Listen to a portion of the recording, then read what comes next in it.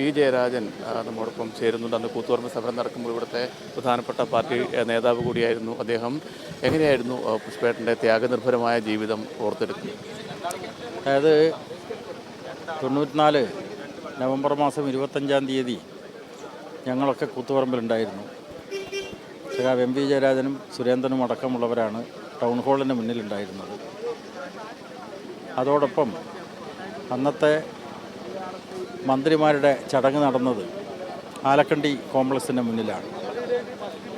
അവിടെയാണ് സഖാവ് പുഷ്പൻ ഉൾപ്പെടെയുള്ള സഖാക്കളുണ്ടായിരുന്നത്. സഖാവ് റോഷൻ CPM-ൻ്റെ കൂത്തുപറമ്പ് ഏരിയ കമ്മിറ്റി ആഫീസിൽ നിന്ന് ഞങ്ങൾ ജാഥയായിട്ടാണ് ലാത്തിച്ചാർജിനെ തുറന്ന് പ്രതിഷേധ ജാഥയായിട്ട് വരുന്ന അവസരത്തിലാണ് സഖാവ് പുഷ്പന് വെടിയേറ്റത്. അപ്പോൾ കരിങ്കടിയുമായി അന്നത്തെ കോൺഗ്രസിൻ്റെ നേതൃത്വത്തിലുള്ള UDF ഗവൺമെൻറ്റിൻ്റെ വിദ്യാഭ്യാസ കച്ചവട നയത്തിനെതിരായി പ്രതിഷേധമുയർത്തിയിട്ടുള്ള യുവാക്കളെ വെടിവെച്ച് കൊല്ലാനുള്ള കൃത്യമായിട്ടുള്ള നിർദ്ദേശമാണെന്ന് നടപ്പാക്കപ്പെട്ടത്. ആ ഓർമ്മ തീർച്ചയായിട്ടും അങ്ങേയറ്റം ആവേശഭരിതമാണ്. അതേസമയം 5 സഖാക്കൾ ജീവാർപ്പണം ചെയ്ത ഓർമ്മ അങ്ങേയറ്റം വിഷമകരമായിട്ടൊരു കാര്യമാണ്. അന്ന് നട്ടലിന് വെടിയേറ്റ് ഗുരുതരമായി പരിക്കേറ്റ സഖാവ് പുഷ്പൻ 30 വർഷമാണ് നമുക്കിടയിൽ ജീവിച്ചത്. സാധാരണഗതിയിൽ ഇത്രയും ദീർഘവർഷക്കാലം ശയ്യാവലംബിയായി കഴിയുന്ന ഘട്ടത്തിൽ ഏതൊരാൾക്കും കുറച്ച് അസംതൃപ്തി ഉണ്ടാവും, അതുപോലെ വിഷമം പ്രകടിപ്പിക്കും. പക്ഷെ പുഷ്പനെ കാണുന്ന ഓരോരുത്തർക്കും അദ്ദേഹത്തെക്കുറിച്ചുള്ള ഓർമ്മയിൽ ഒരു കാര്യം അടിവരയിട്ട് പറയാവുന്നത്, ഒരു സന്ദർഭത്തിലും ഒരു നിമിഷത്തിൽ പോലും തൻ്റെ ശാരീരികാവസ്ഥയെപ്പറ്റി അദ്ദേഹം ഉത്കണ്ഠ രേഖപ്പെടുത്തിയിട്ടില്ല എന്നതാണ്.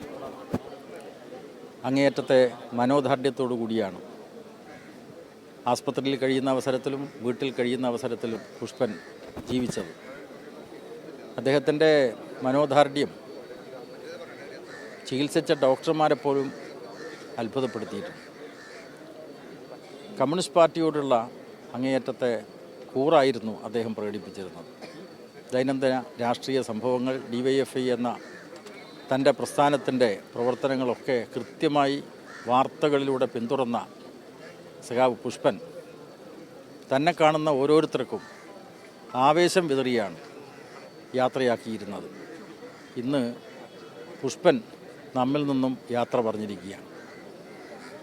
ആ കമ്മ്യൂണിസ്റ്റ് വിപ്ലവകാരി, പോരാളികളുടെ പോരാളി, അദ്ദേഹത്തിൻ്റെ ദേഹവിയോഗം തീർച്ചയായിട്ടും വിപ്ലവ പ്രസ്ഥാനത്തെ സംബന്ധിച്ച് വലിയ നഷ്ടമാണ്. പക്ഷേ രക്തസാക്ഷികൾ മരിക്കുന്നില്ല എന്ന് നമ്മൾ പറയാറുണ്ട്. സഖാവ് പുഷ്പനും മരണമില്ല. അതാണ് ഇന്നലെ കോഴിക്കോട് ബേബി മെമ്മോറിയൽ ഹോസ്പിറ്റലിൽ അന്ത്യശ്വാസം വലിച്ചതിന് ശേഷം ആസ്പത്രിയിലും പിന്നീട് കോഴിക്കോട്ടെ DYFI ഓഫീസിൽ ഭൗതിക ശരീരം കാണാനായി വെച്ച അവസരത്തിൽ അവിടെ കൂടിയിട്ടുള്ള ആളുകൾ ഇന്ന് രാവിലെ കോഴിക്കോട് നിന്നും വിലാപയാത്രയായി കൊണ്ടുവന്നപ്പോൾ റോഡിൻ്റെ എല്ലാ ഭാഗത്തും തടിച്ചുകൂടിയിട്ടുള്ള ജനങ്ങൾ അവരെല്ലാം പ്രഖ്യാപിച്ചത് പുഷ്പന് മരണമില്ല എന്നാണ്. പുഷ്പന് ഉയർത്തിപ്പിടിച്ച മഹത്തായ ആദർശമുണ്ട്. കമ്മ്യൂണിസ്റ്റ് പാർട്ടിയുടെ ആദർശം, പൊരുതുന്ന യുവജന പ്രസ്ഥാനത്തിൻ്റെ ആദർശം.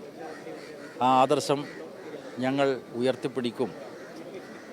പുഷ്പൻ ഇന്ന് നമ്മോടൊപ്പം ഇല്ലെങ്കിലും ആ പുഷ്പൻ ഉയർത്തിപ്പിടിച്ച മഹത്തായ പ്രസ്ഥാനത്തിൻ്റെ ചെങ്കുടി ഞങ്ങൾ വാനിലോളം ഉയർത്തിപ്പിടിക്കുമെന്നുള്ള പ്രതിജ്ഞയാണ് റോഡിന് ഇരുവശത്തുമുള്ള ആളുകൾ ചെയ്തുകൊണ്ടിരിക്കുന്നത്.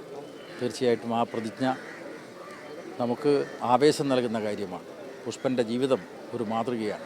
ആ മാതൃകയെ നമുക്ക് പിന്തുടരാം എന്നാണ് എനിക്ക് ഈ സന്ദർഭത്തിൽ പറയാനുള്ളത്.